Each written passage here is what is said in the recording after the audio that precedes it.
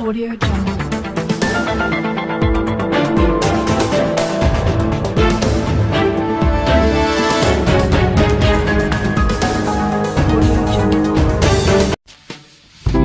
Hi, I'm Dr. Dave Janda. Welcome back to Operation Freedom Briefings and happy holidays. The goal of these briefings and my weekly radio show Operation Freedom is to provide you information the bought-off lamestream fake media is not going to present and is not going to touch. You can join us at davejanda.com. We're there 24/7. We have a public side, a free side. We also have the subscription side, 30 cents a day, I believe one of the biggest bangs for the buck in all of the internet. We also have our radio show that you can stream live every Sunday, 2 to 5 Eastern. Go to davejanda.com, hit the upper right-hand corner, and hit the Listen Live button. Great analysis, great guests. We're there every Sunday, 2 to 5. Today, I'd like to focus on what's happening financially. There's a war between Donald Trump and the globalist terrorists represented by the Federal Reserve. Look, a little background and foundation. You probably know this, but I bet you your neighbors don't, and the vast majority of your family doesn't. The Federal Reserve is not a part of the executive, legislative, or judicial branches of the United States government. It's an independent entity. It's great marketing. Federal Reserve, like Federal Express, not associated with the federal government.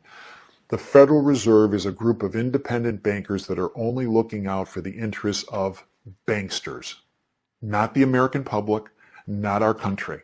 A great book, one of our guests on Operation Freedom on the davejanda.com platform, on our subscription platform, is G. Edward Griffin. He wrote a fantastic book, mandatory reading, The Creature from Jekyll Island. It talks about the creation of the Federal Reserve in 1913 and how the money supply, the creation of the money supply was handed over to the globalist syndicate, the Rothschild-Rockefeller axis.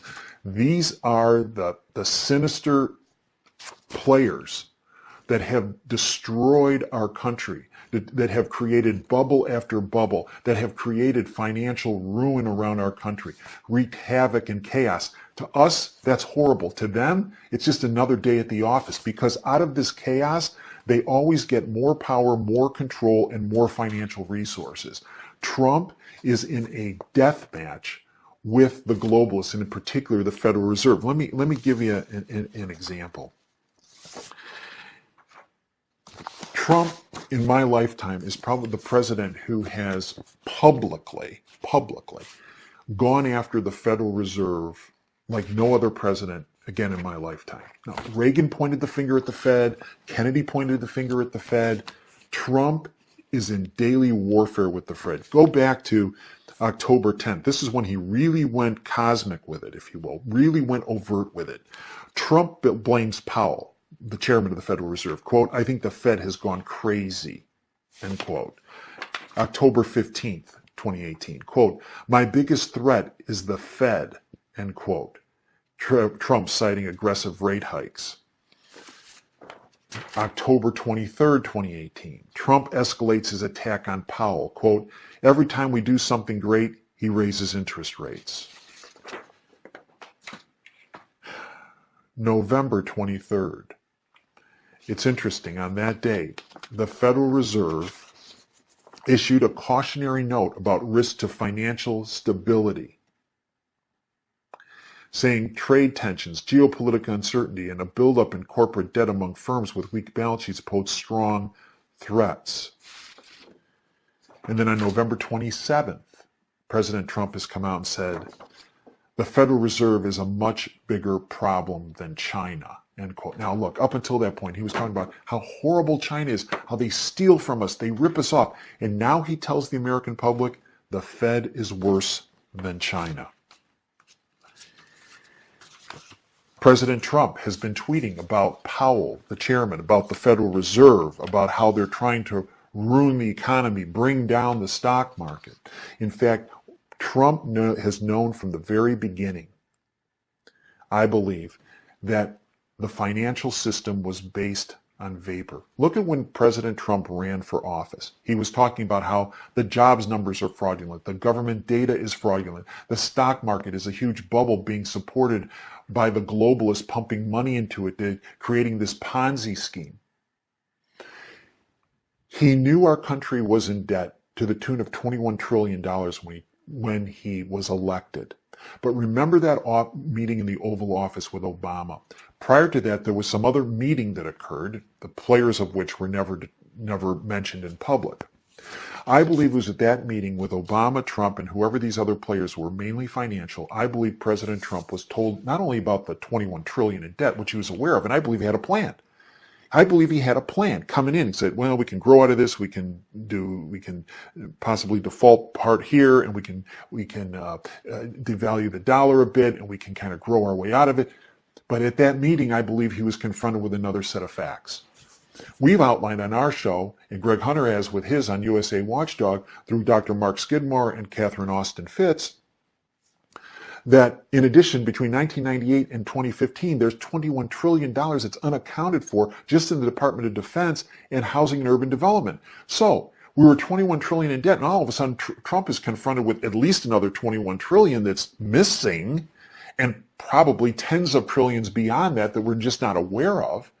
And I believe he realized, this is not something we can grow out of. This is not something we can depreciate the dollar out of. Donald Trump, remember, is adept at dealing with bankruptcy situations, which is one of the reasons why I believe he's there. And I believe he said, okay, I have to take ownership of the stock market. I have to use their own tools to blow this thing up higher so that when it falls, it doesn't fall quite as far. And I have to buy some time so I can deal with our creditors, China and the like, and I can deal with our creditors and try to make it so that when the system unravels, that millions, tens of millions, hundreds of millions of people are not going to be devastated. Yes, there's going to be some tough times, but I have to make it so they're not devastated. And I believe that's what President Trump has been doing the first 2 years. I believe he's been negotiating about our debt. I believe he's been trying to shore up the system so that when it does come down, that millions, tens, hundreds of millions of people are not, as I said, ruined. But he's also, and he started on this in October, as I mentioned to you in his quotes, he's been pointing the finger at the people that were responsible for this, and that is the Fed. And the Fed is trying to point the finger at him, saying, oh, it's all Trump's doing. And Trump is saying, folks, look, it's the Federal Reserve. It's this group of private, independent bankers that's been screwing you and your relatives and our country for at least 105 years. They are the ones to blame. And then it came out that this weekend, Trump is considering firing the Fed chairman, Powell. Well, that might be a bit of theater, because then again, it points the finger at the Fed as being the problem. Now, all these pundits in the bought-off lamestream fake media are saying, oh, that's never happened before, this trash talk. Really? I want to take it back to something that Ron Paul brought up when President Lyndon Johnson was in power. He summoned then Fed Chairman William McChesney Martin to President Johnson's ranch in the Hill Country outside of Austin. Johnson, at that meeting, shoved the Fed chairman against the wall. He physically assaulted, this is Ron Paul, physically assaulting the Fed chairman is probably a greater threat to the Federal Reserve independence than questioning the Fed's policies on Twitter. So when folks say no one's ever treated a Fed chairman, really? Come on. But Trump is doing it in public, not private. And that's the key. And then this article came out on Zero Hedge from this weekend, authored by Michael Schneider. Is the Fed actually trying to cause a stock market crash? Quote, all the economic numbers tell us that the economy is slowing down, and Fed Chair Jerome Powell even admitted that the economic conditions are softening. But the Federal Reserve raised interest rates anyway just this past week. As one top economist put it, raising rates as we head into an economic downturn is, quote, economic malpractice, end quote. They know that higher rates will slow down the economy even more, but it isn't as if the Fed was divided on this move. In fact, it was a unanimous vote to raise rates. They clearly have an agenda, and that agenda is definitely not about helping the American people. Look, bottom line, the stock market, the financial markets have been constructed, if you will, by the globalists over time to come down. And what Trump has done for the past 2 years is bought time to try to shore up the underlying instability in the system so that millions of Americans are not devastated by this. When it does crash, and it will crash, and we've seen the stock market come down from 26,000 down to 22,000 and undoubtedly lower. President Trump has set the table so that the American public knows who's to blame. And that's the globalists and their tentacle, the Federal Reserve. I believe his ultimate goal is when the crash occurs and a reset occurs, part of that reset is going to be a neutering of the Federal Reserve and the globalists. Donald Trump is in the process of trying to make lemonade out of lemons. He was handed a system that was destined to collapse. He is in the process of trying to shore up what he can so that when it does collapse, the collapse is muted. And also when the collapse occurs, the appropriate people who are responsible for this can be blamed. It's not about trade negotiations with China. It's all about